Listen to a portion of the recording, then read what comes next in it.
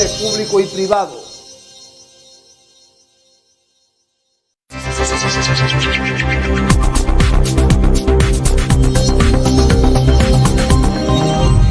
Carlos Fabre de público y privado. Hola, ¿qué tal? ¿Cómo están? Muy buenos días. Muchísimas gracias por vernos y escucharnos siempre en público y privado. Soy Carlos Fabre. En esa entrevista que le hemos gestionado de verdad bastante y que hoy se nos concede por la agenda complicada de Zoé Robledo Aburto, el director del Seguro Social. Zoé, muchas gracias. Carlos, muchas de verdad, gracias. Y gracias por, yo sé que es complicada tu agenda y por recibirnos en esta ocasión. No, hombre, muchas gracias. Pues esta mañana de sábado poder platicar aquí contigo. Y sí, la verdad es que siempre durante la semana hay una agenda muy intensa pues en el tema del Seguro Social, ahora con lo de IMSS Bienestar, y pues es un tema en todo el país. Es un tema que tenemos que iniciar explicándolo a la sociedad, porque yo también quiero ser claro y ser objetivo. El tema de la salud en este gobierno no es uno de los mejores temas, pero sí de los más complicados y también de los más necesarios. Sabemos de tu gran esfuerzo, pero también sabemos que las cosas están todavía en procesos, normalmente como son, pero sí quisiéramos preguntarte, ¿por qué este gobierno decidió borrar el pasado de cero, iniciar con un proyecto que se llamó INSABI y después echar para atrás? Tú sabes la historia de eso. Mira, y qué bueno que la preguntas, porque al final de cuentas la gente lo que quiere es que la atiendan bien y la atiendan rápido. Y esto es lo mismo tanto para las personas con seguridad social, que se atienden en el IMSS o que se atienden en el ISSSTE, o que en Chiapas se atienden en el ISSSTECH, los trabajadores del gobierno estatal, que los que no tienen seguridad social, que son quienes no tienen ningún tipo de aseguramiento y acuden a hospitales que son de las secretarías de salud, secretarías en plural, de todo el país.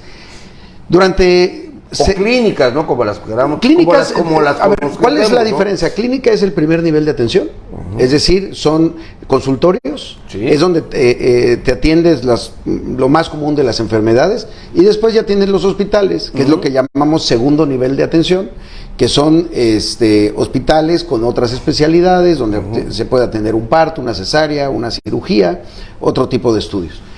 ¿Cómo había ocurrido esto en nuestro país? Hay tres momentos claves. 1943, cuando se crea la Secretaría de Salubridad y Asistencia. No existía la Secretaría de Salud, Salubridad y Asistencia. Esa secretaría fue la que hizo el Hospital Pascasio Gamboa.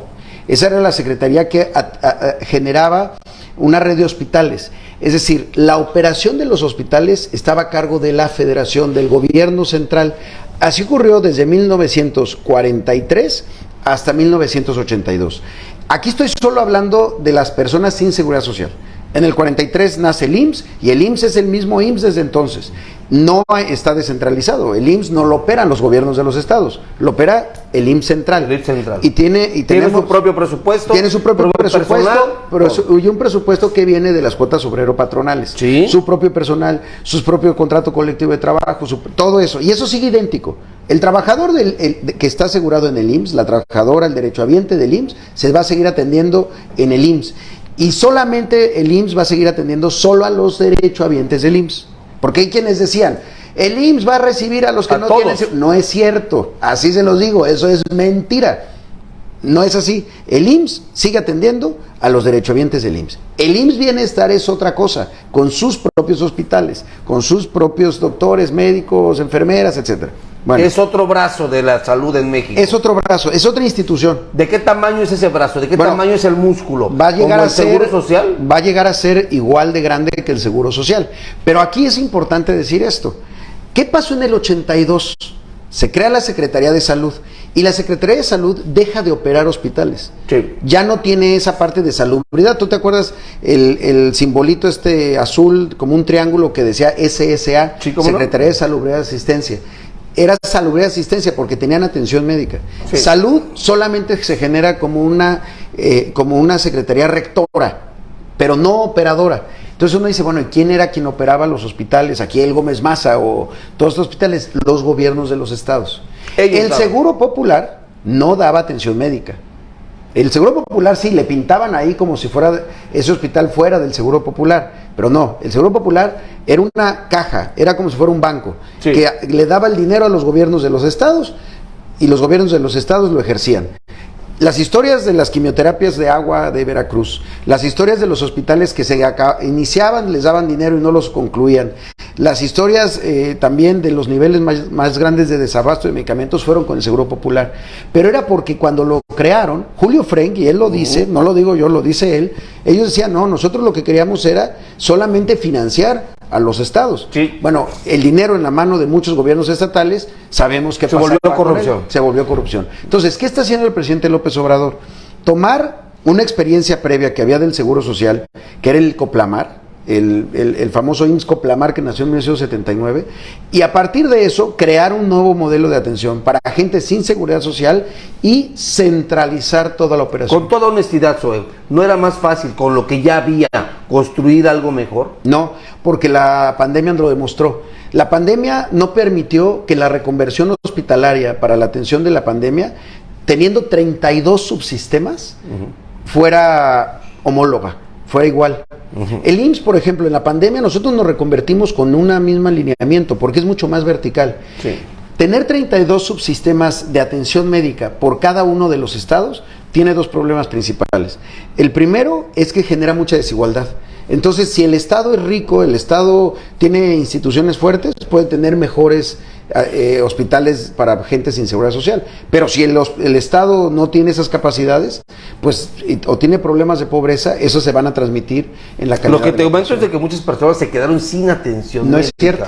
Te voy a decir por qué. No se cerró un solo hospital. Bueno, el tema es de que sí hay quejas de falta de atención. Bueno, se atendió mucho más gente en lugares privados, pero fue por los 2 años de la pandemia. A ver, ¿qué es lo que ocurrió en la pandemia? Tú te das cuenta que tú tienes una fábrica y esa fábrica lo que produce son consultas, cirugías, estudios. De repente lo que estábamos haciendo se tuvo que reconvertir para atender una enfermedad que no existía antes. 50% de la capacidad instalada del país se puso a disposición de la pandemia. Por cierto, tema de la pandemia. Javier, O sea, a lo que voy es esto, no se cerraron hospitales del Seguro Popular. Pero sí hubo menos atención, porque te digo, a mí me tocó quejas, oye, es que no hay, ah, caray. Bueno, tal vez te tocó el proceso de la pandemia y le tocó también a el proceso de la pandemia. Uno de los temas centrales que sacaste ahorita, pandemia. Javier Cuello Trejo demanda precisamente al encargado, al gurú, al que comunicaba todos los días el tema de la pandemia. Un tema, Zoé, que no es tu tema, pero tiene que ver obviamente con salud. Y quisiera yo tu opinión clara y concreta. ¿Fue bien atendido o fue mal atendido? Porque los números a nivel mundial no reflejan más que una mala atención desde mi punto de vista. Pero mira, desde luego que una pandemia nunca tienes posibilidad de cantar victoria. Yo sé que estás defendiendo a alguien que no está aquí, ¿no? No, pero mira, te lo digo con toda honestidad. Nosotros no podemos cantar victoria en la pandemia diciendo, porque hay dolor, hay pérdidas, hay personas que fallecieron, y eso es durísimo. Pero yo sí te diría algo. A ver, la pandemia la enfrentamos con un sistema fragmentado. Esta fragmentación de la que te estoy hablando afecta. Porque no es lo mismo que tú tengas desde nivel nacional un criterio, una disposición, des una instrucción y se cumple hacia abajo. Pero ya se sabía que venía. Sí, se sabía 3 meses antes. Pero ¿qué es lo que no se pudo atender de manera, y eso es muy doloroso? Los 35 años en los que México se convirtió en el país número 1 en diabetes. Sí, número 1 en hipertensión. Correcto. ¿Cuáles eran enfermedades que al combinarse con COVID agravaban la enfermedad de COVID? Diabetes, hipertensión, obesidad. Sí, es cierto. Yo recomendaría, hagamos la revisión de quiénes estuvieron al frente en esos 30 años, en donde México empezó a escalar, pero es que es impresionante cuando lo ve uno en las gráficas. ¿Sí? Empezamos a escalar porque se abandonó lo preventivo. Se abandonó este asunto de pensar que todos los temas de salud se resuelven en hospitales. Es de verdad como pensar que los problemas de la seguridad se resuelven haciendo más cárceles.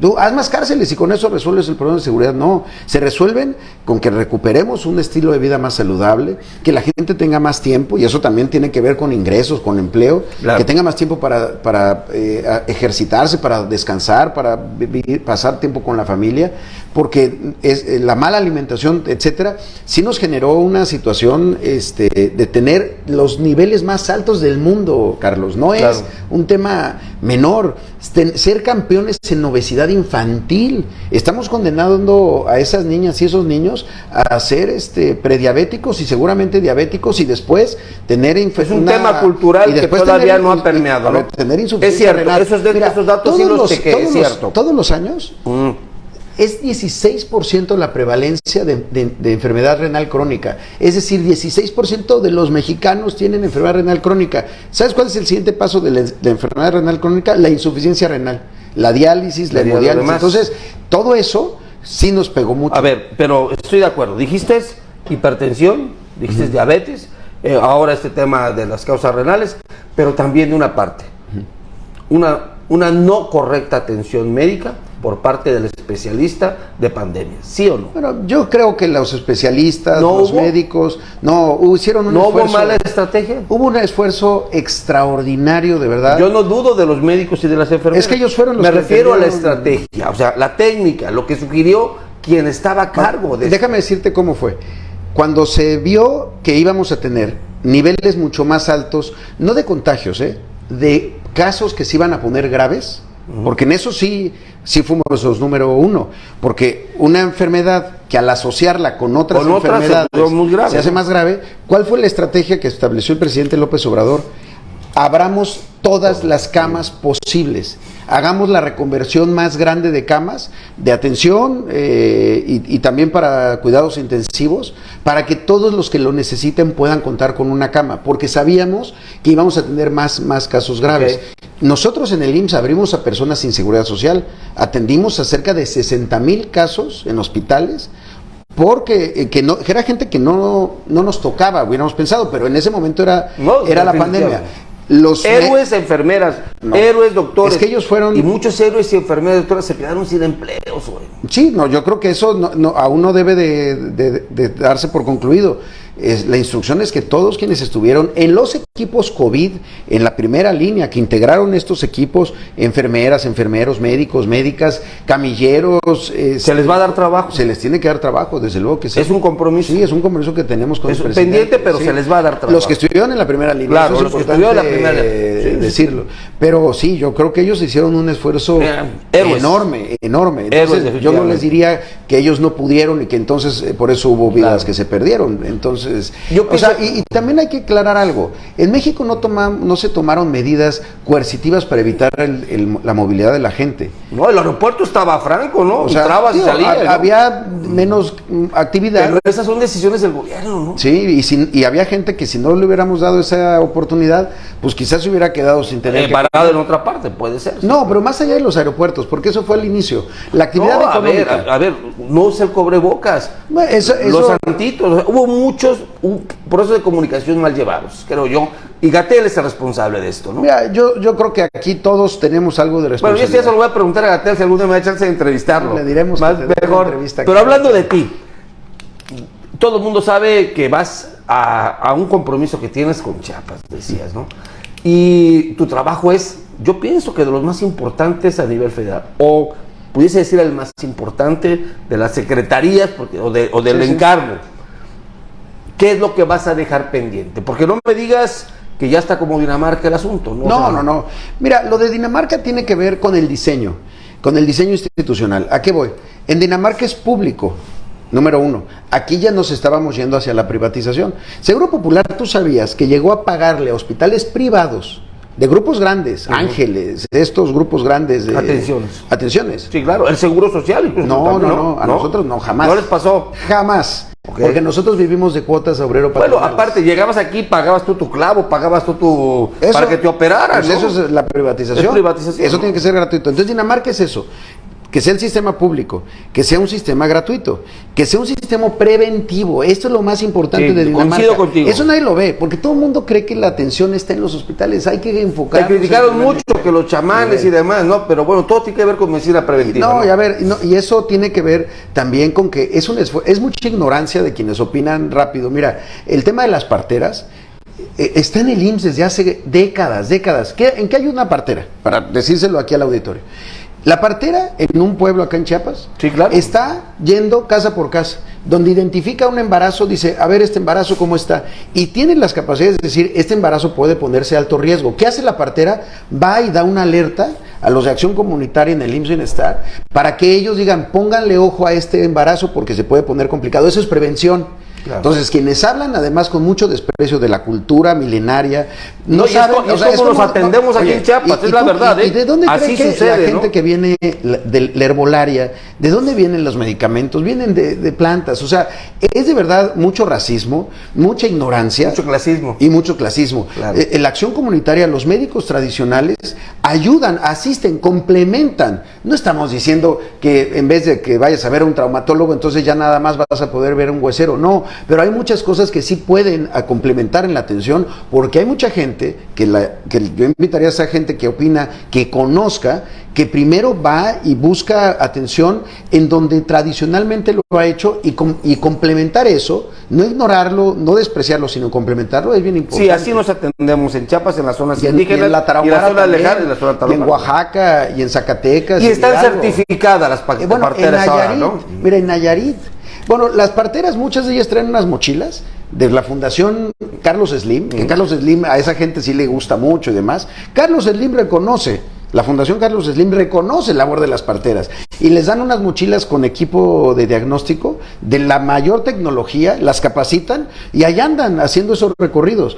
Pero bueno, es también eso, mucho desprecio. ¿Qué vas a dejar pendiente, mi querido amigo? Con honestidad, porque esto va a quedar para la historia y te lo van a poder sacar cualquier día. Y planteábamos lo de Dinamarca, porque efectivamente, hoy ya tenemos un diseño, que no dejamos pendiente, ya está el IMSS Bienestar, tiene un decreto presidencial, es una institución nueva, no es un programa del IMSS, es una institución nueva. Pero es un músculo pequeño, es un brazo pequeño. No, yo te diría que no, mira. ¿De qué tamaño es ya? A ver, la Ley General de Salud se acaba de modificar y le dio todo el fondo de gastos catastróficos, que era, digamos, el dinero del Seguro Popular, para que lo opere el IMSS Bienestar para sus propias unidades.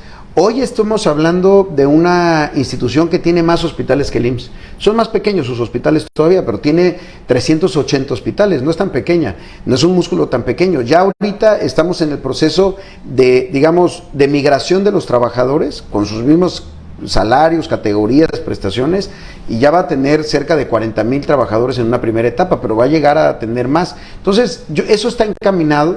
¿Qué tengo todavía pendiente? Porque todavía no me voy, todavía no queda tiempo. Pero no te queda mucho tiempo. No, pero hay cosas que sí se van a lograr.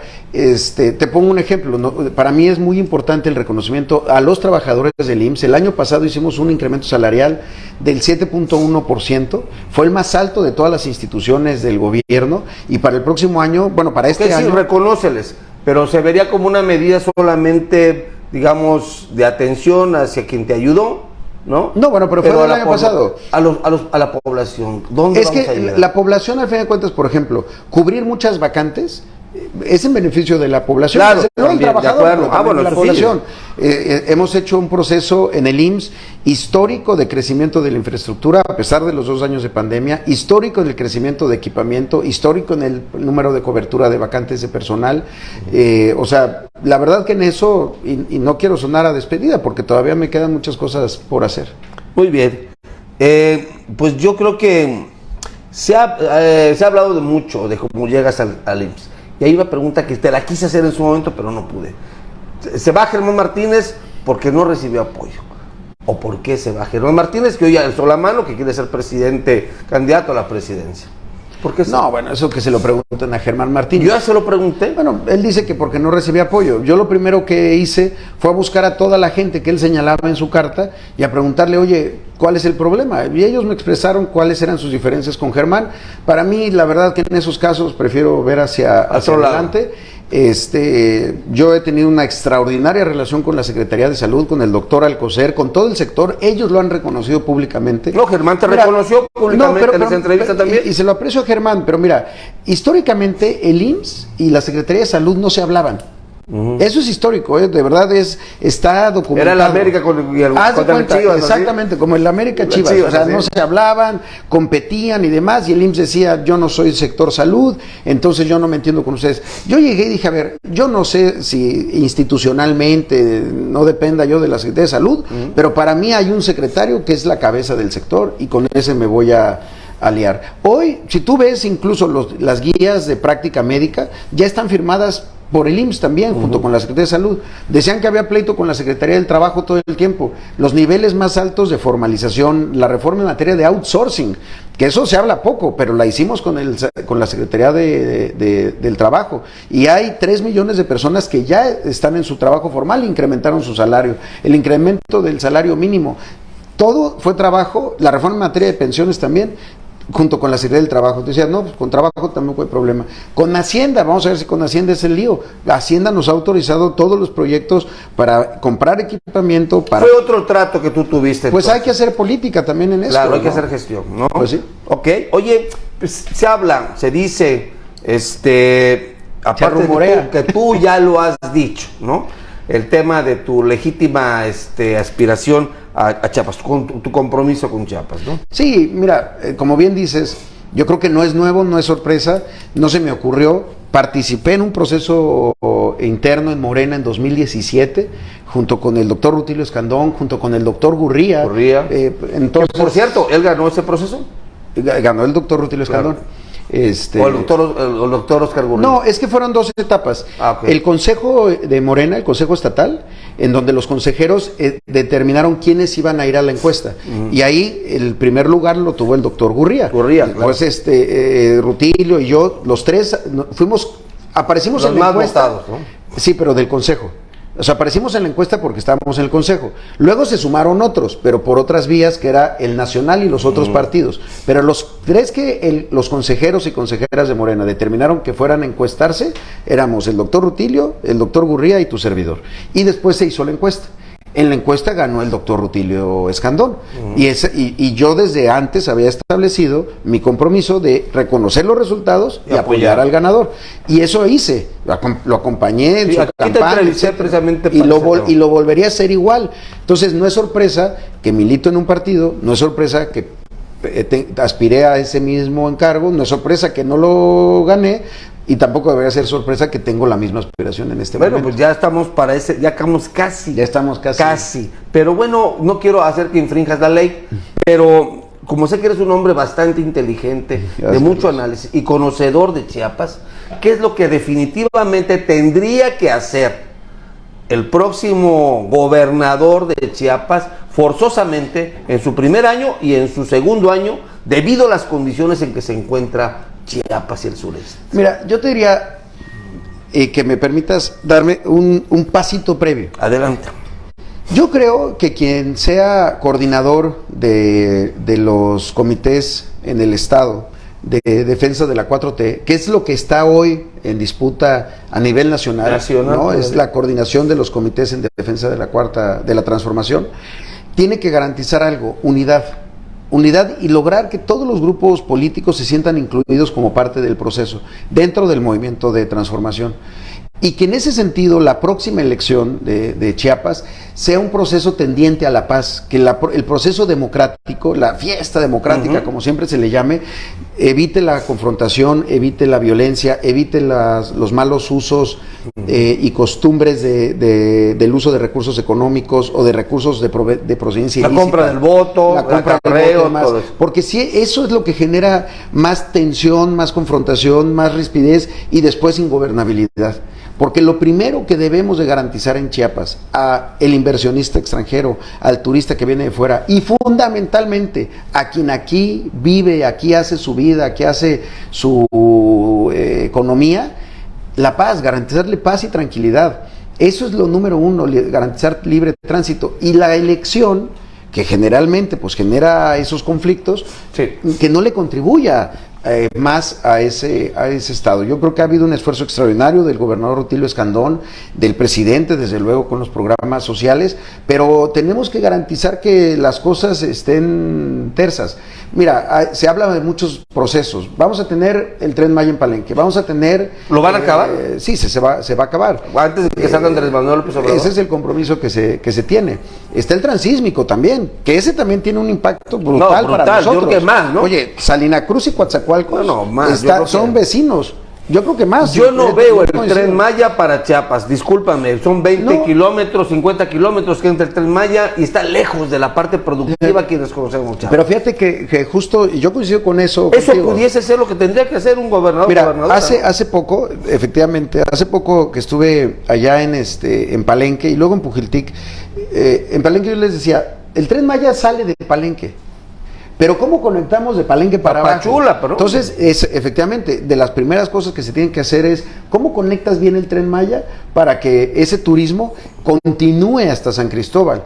Y hay muchas estrategias, desde esa famosa carretera San Cristóbal, de Palenque hasta San Cristóbal, que nunca se ha hecho, hasta generar otra vez una cultura de aviación civil local, como tuvimos, mira, todo el desarrollo del café, todo el desarrollo de la ganadería se hizo por avión, pues no había carreteras, avionetas, etcétera. Y había una tradición extraordinaria. Bueno, hay hasta literatura al respecto. Correcto. Laco Cepeda escribió un libro hermosísimo que se llama Horas de vuelo sobre eso, sobre la historia de la aviación en Chiapas. La otra, si no llevamos energía barata desde Salina Cruz hasta Tapachula, para que entonces sí el puerto Chiapas, la zona económica se desarrolle, ¿cuál es una de las grandes determinantes para que una empresa se instale en un lugar u otro? No depende nada más de los impuestos o de la mano de obra, depende de que tengas acceso a energía, y no tenemos nosotros gas natural. Esa es otra de las cosas que se tienen que verse, claro. No te diría que en un año lo logres, pero en un segundo año puede ser. Sí se tiene que empezar a plantear. Una zona económica pujante. Una zona económica en ese sentido.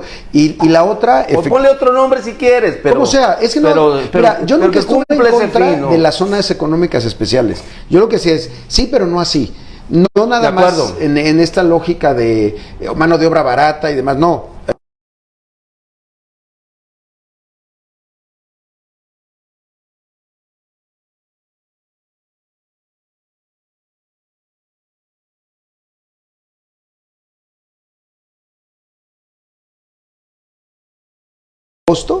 Está planteando 4 carreras, 3 ingenierías que pueden ser el gran futuro de Chiapas: ingeniería ferroviaria, ingeniería biotecnológica e ingeniería civil regular. Entonces, esas nuevas economías es hacia donde hay que voltear a ver. También creo que tenemos que empezar a generar el nuevo momento hacia el desarrollo de los productos para salir del mercado primario y dejar de ser solo exportadores de materia prima, eso, exportar plátano, exportar mango, pero también exportar productos manufacturados. Y creo que ahí hay una enorme capacidad. ¿De qué depende? De 2 grandes temas: vías de comunicación y libre tránsito y gobernabilidad. Creo que de eso se tienen que tratar los próximos años, para que todos esos esfuerzos del transísmico, del Tren Maya, pues tengan un impacto en Chiapas. El próximo gobernador o gobernadora debe garantizar mucha seguridad, ¿no? Totalmente, siempre, desde luego. Si no hay nada, ¿no? Pero es que sin seguridad es como la salud, pues sin seguridad y sin salud no hay nada. De acuerdo contigo. Entonces ya nos dijiste lo que tendría que hacer el primero y el segundo año un gobernador o gobernadora. Los datos que tengo, a menos que tú tengas otros datos, me dicen que pues, Morena nunca ha ganado sin el PT y sin el Verde. ¿Te verías como candidato a la gobernatura por el Partido Verde? Morena ganó la presidencia en 2018 sin el Verde, ganó Chiapas sin el Verde, ganó 5 estados más. No fue alianza con el Verde, ¿no? No, el Verde fue en alianza con el PRI en 2018. Ok. Pero yo creo que hay que ir juntos, desde luego que hay que ir juntos. Yo no digo que... ¿Te verías? Nada más lo aclaro, o sea, Morena... El Verde fue con el Sheinbaum ya dijo que sí, ya le alzaron la mano. No, sí, no, a ver, claro, yo creo que el Partido Verde en Chiapas en particular, es muy fuerte. No, y a nivel nacional, mira, tienes los mejores ejemplos. En el Estado de México fuimos con el verde, con Morena, y ganamos. En Coahuila fuimos sin el verde y perdimos. Y sin el PT también. Yo creo que esos cálculos son equivocados. Sí, y yo he visto ya un partido verde muy comprometido con el movimiento amplio de transformación, donde está desde luego Morena. Y también de alguna manera reconociendo que el partido grande hoy se llama Morena. El que tiene 22 gubernaturas se llama Morena. El que tiene la mayoría en la Cámara de Diputados y de Senadores se llama Morena. Entonces yo espero y aspiro a que esa coalición exista en Chiapas, y también no solo una coalición, una lógica de cogobernabilidad, porque desde luego que el Partido Verde tiene una presencia en Chiapas mucho mayor que la que tienen en el resto del país. Definitivamente. Pero creo que muchos de sus liderazgos pueden ser grandes actores, agentes de políticos que generen gobernabilidad. Yo creo que de eso se trata la política, claro, de unir extremos, de atar cuerdas, generar círculos virtuosos. Claro. Y bueno, con el PT hay una relación histórica ahí sí, de mucho acompañamiento, de mucho respeto, y que además con pero aquí en Chiapas no ha despuntado como en otros. Pero mira, el PT en Chiapas sí tiene bastiones, tiene además liderazgos muy vinculados al magisterio de primera, o sea, Sonia Catalina, sí, Carlos, claro, el profe Amadeo, o sea, sí claro, son esos tres respetadísimos, ¿no? Yo los respeto mucho. Muchísimo. Oye, ya para ir cerrando, porque sé que tienes otros compromisos, algo muy importante también. Tú viviste el tema de las diputaciones locales. Sí. Para nadie es un secreto que el Congreso local es una oficina de trámite, de gestión, a veces del gobernador. Sí, a veces que se puede... Vamos a pensar, de llegar a ser esa situación de ser un gobernador, ¿vas a respetar las instituciones? Sí. ¿Vas a generar un acuerdo de respeto institucional? Y aparte con otros órganos, por ejemplo, el INAI, ¿no? Que es un tema importantísimo. Sí. Quisiera tu opinión sobre eso. Mira, no, y es una de verdad muy, muy buena pregunta. Yo creo que el desarrollo de las instituciones en los estados no ha ido a la par del desarrollo de las instituciones a nivel nacional. Sí. Han ido más lentas en los estados. Y coincido contigo, no deben de volverse a ver jamás ni al Poder Judicial ni al Poder Legislativo como la Secretaría de las Leyes y la Secretaría de Justicia del Gobierno Ejecutivo, del Poder Ejecutivo. Que creo que tiene que desarrollar mucho más el legislativo en todo el país y en Chiapas en particular, por ejemplo, sus competencias respecto a las cuentas públicas de los municipios, porque los municipios es la última parte de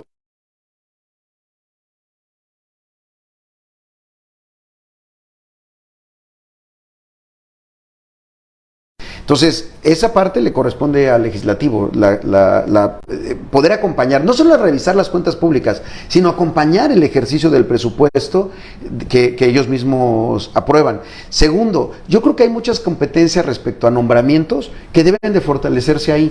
¿Y a qué me refiero? Que no sea nada más, llegó la propuesta del Ejecutivo, apruébenla. No, que tengan una capacidad de revisión. Que hagan su chamba, ¿no? Que hagan su chamba, o sea, que pueda decir, oye, que entren al debate, propusieron estos magistrados, o propusieron a los integrantes del órgano garante de transparencia. Oye, haz una verdadera escrutinio de la persona, claro, pregúntale bien, llámalo a comparecer, pregúntale por qué cree, cuál es su plan de trabajo, etcétera. Esas competencias, porque no es solamente la parte de legislativa, del trabajo propio legislativo, y eso también, que se sepa que hay dos poderes que tienen capacidades de legislar en un estado, el ejecutivo y el legislativo, y que no solamente la agenda tiene que ser la del legislativo, tiene que haber una agenda propia de los legisladores que puedan ellos empujar y analizar en conjunto para poder saber si es lo más pertinente. Entonces, sí, es cierto, yo creo que se tiene que fortalecer. No, y desde luego, respeto absoluto. Oye, rapidísimo, por el tiempo. Se habla de que una agenda de género de Morena te pudiese quitar a ti, Eduardo Ramírez, de la contienda.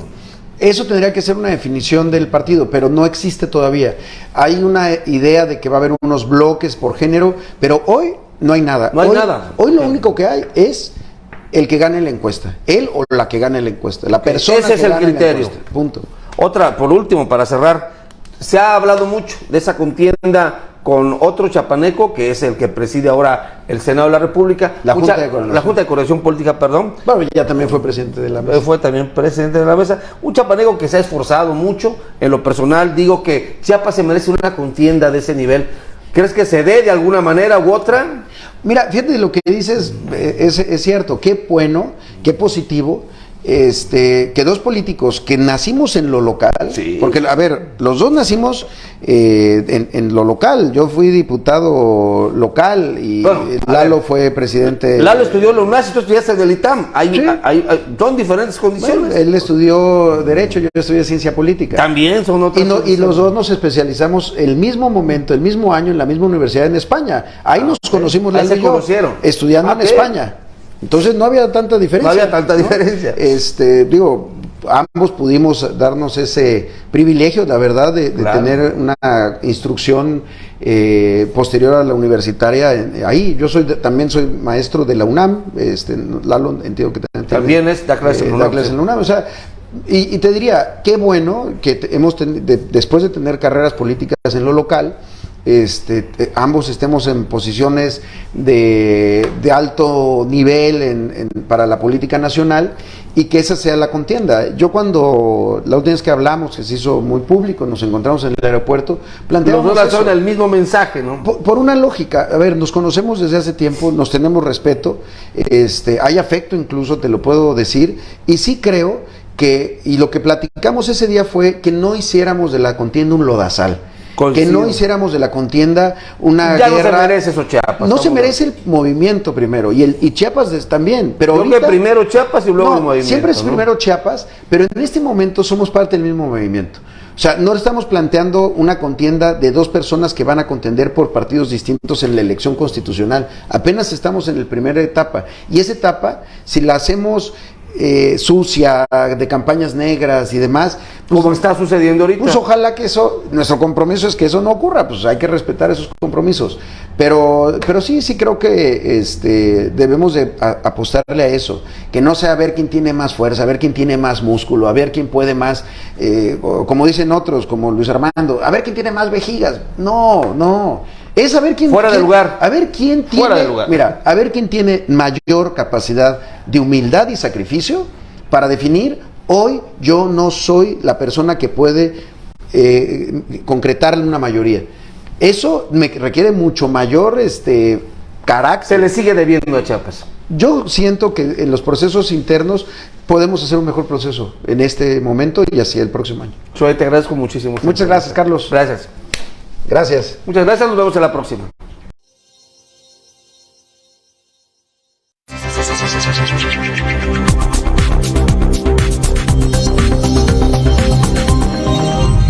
Carlos Fabre, de Público y Privado.